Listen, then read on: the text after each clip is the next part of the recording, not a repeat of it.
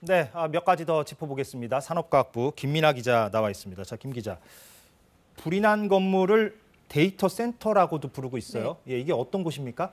네, 불이 난 곳은 SK 계열사가 운영하고 있는 인터넷 데이터 센터, 즉 IDC입니다. 우리가 쓰고 있는 모든 인터넷 데이터는 죄송합니다.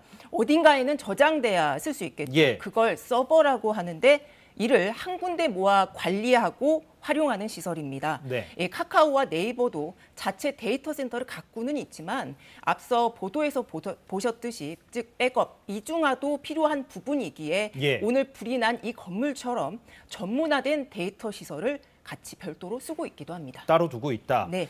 그런데 이제 카카오에서 오늘과 같은 문제가 생긴 게 이번이 처음이 아니라고 들었어요. 이달 초에도 있었다면서요? 네, 그렇습니다. 이달 4일에는 카카오톡 메신저 서비스가 20분 가까이 정상적으로 이루어지지 않아 이용자들이 좀 불편을 겪었습니다. 당시 내부적인 오류로 파악이 되고 있는데 현재도 카카오 측은 정확한 원인을 파악하고 있습니다.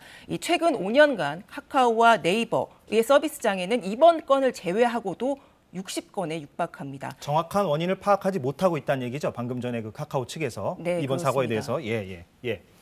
이 10월 4일 날 일어났던 거에서도 아직 정확한 원인을 파악하지 못하고 있습니다. 예.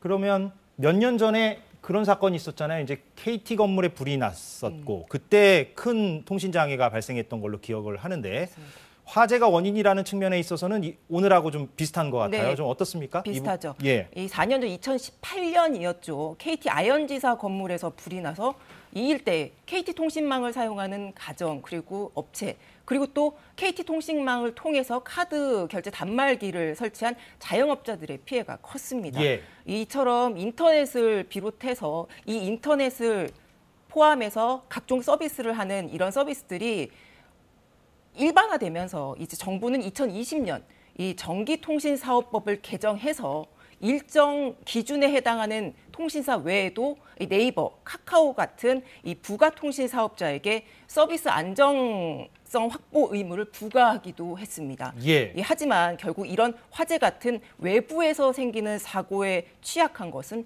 이번 사건을 통해서 또 한 번 드러났습니다. 예. 그래서 이번 사고와 관련해서 보상 문제가 언급될 것 같기도 한데 이 부분은 어떻게 봅니까? 네, 카카오는 일단 복구가 우선이라면서 장애 복구가 완료된 이후에 이 피해 보상 여부 등에 대해서는 논의나 검토를 해보겠다는 입장입니다. 이 네이버는 무료 서비스에는 보상이 없는 것이 원칙이지만 이 스마트 스토어 판매자 같이 유료 계약을 한 경우에는 약관에 따라 보상을 검토해 볼 수 있다고 밝히기도 했습니다. 그렇군요. 자, 그럼 이런 사고 재발을 막기 위해서 어떤 조치가 필요한가? 물론 계속해서 이제 논의가 되겠습니다만 무엇을 얘기해 볼 수 있을까요? 일단 데이터 센터 화재 같은 사고 언제든지 반복될 수 있습니다. 예. 지금 데이터 센터 같은 경우가 갈수록 늘어나고 있거든요. 이 카카오 측은 이 같은 사고를 좀 예고하고 백업 시스템, 즉 데이터 이중화를 할 수 있는 데이터 센터를 다른 데이터 센터로 즉각 전환할 수 있도록 선제적인 기술 보완이 좀 필요해 보입니다. 예, 잘 들었습니다. 여기서 마무리하겠습니다. 산업과학부 김민아 기자였습니다.